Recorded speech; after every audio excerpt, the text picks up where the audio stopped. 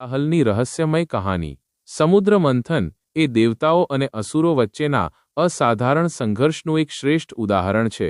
આ પ્રાચીન ભારતીય પુરાણ કથામાં અનેક રહસ્યો છુપાયેલા છે, જેમાંથી અમૃત પ્રાપ્તિ અને હાલાહલ વિષ સંભાળવાની ઘટનાએ વિશ્વને અજોડ સંદેશા આપ્યો છે. કહાનીની શરૂઆત.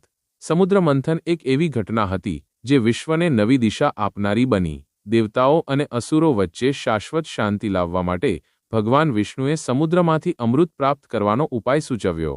કથાના મૂળમાં દેવતાઓએ તાજેતરમાં તેમની સત્તા અને શક્તિ ગુમાવી દીધી હતી. આ પરિસ્થિતિને સુધારવા માટે દેવરાજ ઇન્દ્ર ભગવાન વિષ્ણુ પાસે ગયા. વિષ્ણુએ બતાવ્યું કે જો સમુદ્રનું મંથન કરવામાં આવશે તો તેનો પરિણામ અમૃત સ્વરૂપે મળશે, જે દેવતાઓને અખંડ શાશ્વતતા આપશે. મંથનની પ્રક્રિયા. મંદાર પર્વતને મથાણ તરીકે અને વસુકી નાગને દોરી તરીકે ઉપયોગ કરીને દેવતાઓ અને અસુરોએ પ્રયત્ન કર્યો. શેષનાગને દોરીના એક છેડે અને અસુરો બીજી છેડે હતા. જ્યારે મંથન શરૂ થયું ત્યારે સમુદ્રમાંથી અનેક ચમત્કારી વસ્તુઓ પ્રગટ થઈ, જેમાંથી કેટલીક વસ્તુઓ દેવતાઓ અને કેટલીક અસુરોને મળ્યા. હાલાહલનો ઉપદ્રવ.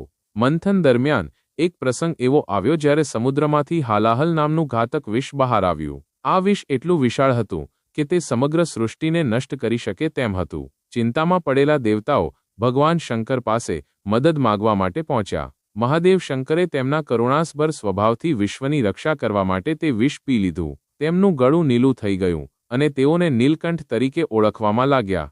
અમૃતની પ્રાપ્તિ.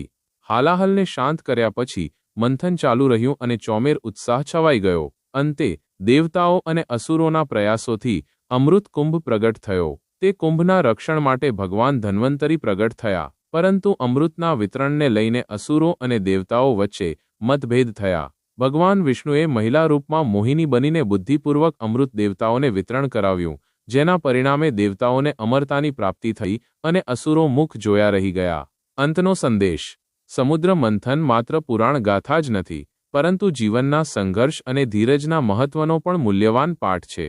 આ કથા બતાવે છે કે શ્રમ અને સહકાર દ્વારા કઠિન પરિસ્થિતિઓમાંથી ઉકેલ મેળવી શકાય છે. તે સાથે તે પણ શીખવે છે કે ખરાબ પરિસ્થિતિમાં પણ કોઈને માટે સારા નિર્માણ કરી શકાય છે.